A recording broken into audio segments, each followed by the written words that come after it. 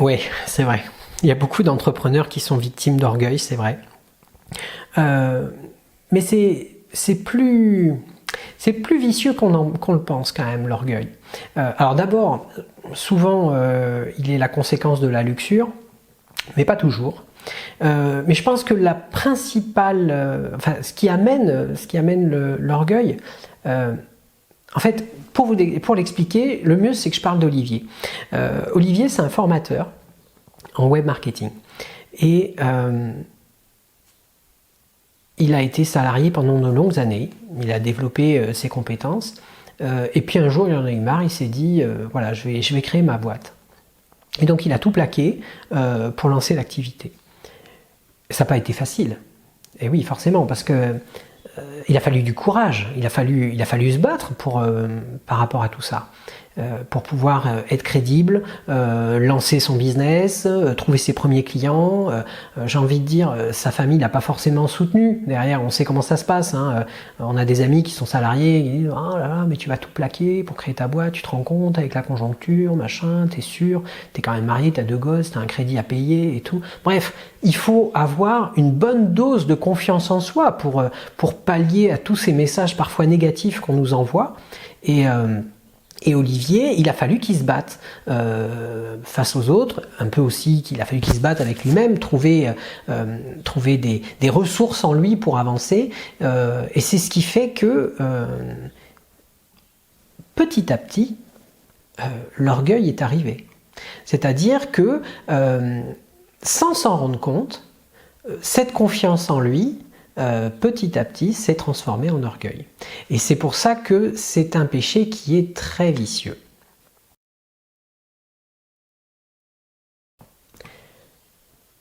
C'est ce que je disais dans l'histoire d'Olivier, c'est-à-dire que à la racine de l'orgueil, on trouve le courage, on trouve le combat, on trouve également la solitude, parce que ça c'est pareil, Olivier il se sent seul, ça va transformer sa vie. Alors, il a une compagne qui va être là, qui va l'épauler bien sûr, mais tout va se passer dans sa tête. C'est-à-dire que les choix qu'il va faire, les responsabilités qu'il prend, les décisions aussi qu'il doit prendre, tout ça c'est dans sa tête, c'est dans son esprit. Et il est un petit peu seul face à ça. Il va être confronté aussi à plein de bouleversements, plein de tempêtes. Il va falloir qu'il maintienne le cap. Parce que c'est vrai, entreprendre, c'est plein de choses, plein de missions. J'ai déjà parlé que la première mission de l'entrepreneur, c'est décider. Mais il y a également communiquer, innover, produire, vendre, gérer. Enfin, tout ça, c'est des compétences qu'il faut avoir et qu'on n'a pas forcément quand on est salarié. Parce que c'est vrai, à ce moment-là, peut-être les choses sont un peu plus simples.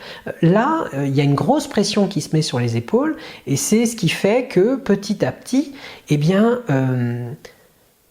Olivier prend conscience de tout ça, ses décisions, ses choix, le fait de croire en soi et aussi le fait que personne n'est à sa place. C'est-à-dire que même quand on prend les avis de Pierre, Paul, Jacques, au final, c'est quand même nous qui décidons.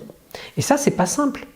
Et du coup, la persévérance qu'il avait peut-être au départ, petit à petit, eh bien, elle se transforme en obstination. Et la confiance en soi qui était nécessaire au début, c'est là qu'elle devient aussi de l'orgueil. Et le pire, je crois même dans tout ça, c'est qu'il s'en est même pas rendu compte. Alors, il y a plein de conséquences, bien sûr. La première conséquence, c'est qu'il n'écoute pas les avis. Olivier, il n'écoute pas les avis, il n'écoute pas les conseils, il n'écoute pas les critiques. Il fait ce qu'il a prévu de faire et de toute façon, c'est comme ça, point barre. D'ailleurs, je crois même il pense que son expertise suffit à faire de lui un bon entrepreneur. Donc l'orgueil, cette autosuffisance, elle n'est pas simplement même sur la partie technique de son métier, elle est également sur la partie posture entrepreneuriale, c'est-à-dire que je sais mon métier, je connais mon métier, donc je suis un bon entrepreneur. Et ça,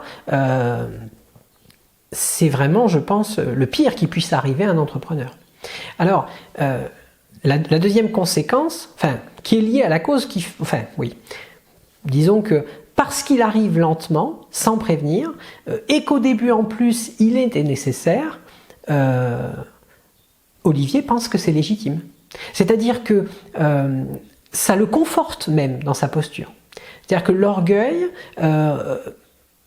est confortant psychologiquement, on ne s'en rend pas compte de ce que ça provoque en nous, et ça s'auto-alimente. Et du coup, ça déforme la vision qu'on a du monde. C'est-à-dire que l'orgueil, c'est comme un filtre qui vient se mettre sur le regard et sur la prise de décision de l'entrepreneur, et ça vient tout transformer.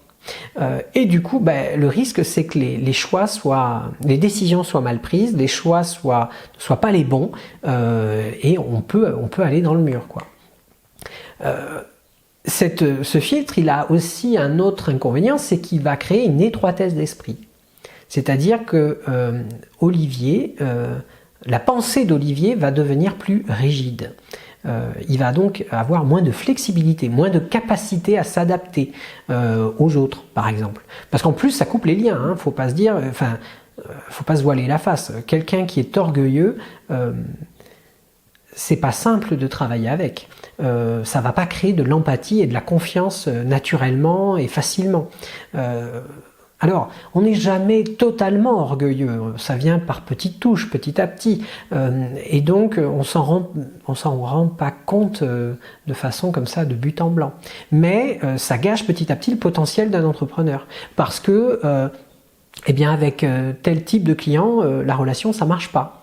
Parce que ces gens vont être sensibles, justement, à cette image qui est renvoyée par l'entrepreneur et qui fait que, non, j'ai pas envie de travailler avec lui.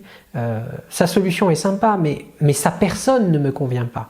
Parce que ce qu'il dégage n'est pas en rapport, n'est pas en lien avec les valeurs auxquelles je crois ou avec les raisons pour lesquelles j'aimerais travailler avec ce type de professionnel. Voilà. Donc c'est là où effectivement il y a un gâchis potentiel de l'activité et donc des pertes de chiffre d'affaires, c'est certain. Oui.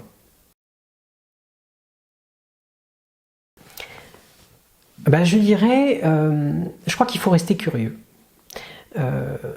Mais même au-delà de rester curieux, il faut cultiver le doute. Cultiver la remise en question, être capable d'apprendre à désapprendre. Ouais. C'est-à-dire que pour ne pas tomber dans le péché d'orgueil, il faut se mettre un petit peu en danger, si je puis dire. Sortir de cette zone de confort, et là je ne parle pas de zone de compétence, je parle de zone de confort, pour se dire, ok, j'ai l'habitude de faire comme ça, et qu'est-ce qui se passerait si je ferais différemment, et un tel, il fait pas comme moi, il fait comme ça. Voilà, c'est de se dire, j'ai une veille sur mon métier, une veille sur ce que c'est qu'être entrepreneur, et je vais me nourrir de tout ça, je vais me nourrir de tout ce que je vais découvrir pour justement développer encore mes compétences. Donc cette curiosité, la curiosité n'est pas toujours un vilain défaut. Voilà. Moi je crois qu'il faut justement rester très curieux pour pouvoir développer ses compétences et son potentiel d'entrepreneur. Et puis aussi, bien sûr, les avis contraires. C'est-à-dire que en restant curieux, en se nourrissant d'idées différentes des nôtres, en allant chercher ces avis contraires, on nourrit aussi ses compétences. Donc, c'est aller voir les experts de son métier, voir comment ils réfléchissent, comment ils agissent. C'est aussi faire de la veille concurrentielle. Pas simplement pour savoir ce que font nos concurrents en termes de produits ou de services, mais c'est également pour comprendre leur méthode, leur façon de travailler. On a beaucoup à apprendre de nos concurrents. Alors, je ne sais pas si c'est Sun Tzu et son art de la guerre là, qui ont perverti un petit peu le monde du business, mais c'est pas une guerre, le monde des affaires. Moi, je ne crois pas que ce soit une guerre. Aujourd'hui, d'ailleurs, le mot concurrent renvoie à l'idée qu'on est tous sur la ligne de départ, il n'y en a qu'un seul qui gagne. C'est pas vrai. On peut tout à fait travailler en synergie avec des confrères, des concurrents qui sont en fait des confrères. Il peut y avoir même des échanges de bons procédés. Moi, j'avais un entrepreneur qui me disait, voilà, il m'arrive de faire de la reco auprès d'autres professionnels de mon secteur parce que moi, je veux pas accepter cette mission-là ou je ne fais pas ça. Et mon objectif, c'est quand même que le client soit satisfait, donc je vais lui conseiller telle et telle personne. cette ouverture d'esprit-là, elle est complètement à l'opposé de l'orgueil, justement. L'orgueil, lui, l'orgueilleux, ça serait de dire, mais non, non, de toute façon, il ne trouvera pas meilleur ailleurs. Donc, même si moi, je n'ai pas ça dans mon catalogue, c'est pas grave, je vais le faire. Et ça, je pense que c'est un gros problème. Donc, la solution, ce serait au contraire d'essayer de s'ouvrir à tout ce qui se fait autour de soi. Que ce soit les experts de son métier, que ce soit les concurrents, les confrères dans notre même domaine que nous. Bref, aller chercher tous les avis qui existent. Ça, c'est, à mon sens, quelque chose qu'il faut cultiver. Enfin, peut-être aussi, bien sûr, se former, être accompagné, être soutenu. Là, je pense surtout par rapport à la posture entrepreneuriale, c'est-à-dire ne pas rester seul dans son quotidien et être capable peut-être d'avoir, je sais pas moi, un mentor, un superviseur, quelqu'un qui peut, un coach, peu importe le nom qu'on lui donne. Enfin, moi, je suis pas attaché aux mots, je suis attaché au sens qu'ils évoquent pour les personnes qui les emploient. Donc je crois que l'important, c'est de ne pas rester seul dans sa vie d'entrepreneur, c'est de pouvoir échanger, discuter, pour faire des échanges de pratiques par exemple, mais c'est aussi avoir un regard extérieur plus élevé sur notre quotidien, pouvoir discuter de ça, pouvoir se libérer, pouvoir décharger de ce quotidien avec quelqu'un qui va nous dire « Oula, attention, là tu es sûr de toi, tu n'as pas le sentiment que tu as un petit peu d'orgueil là qui arrive là ?» Voilà, ça je crois que c'est essentiel pour justement être focus sur son activité et s'éviter bien des erreurs.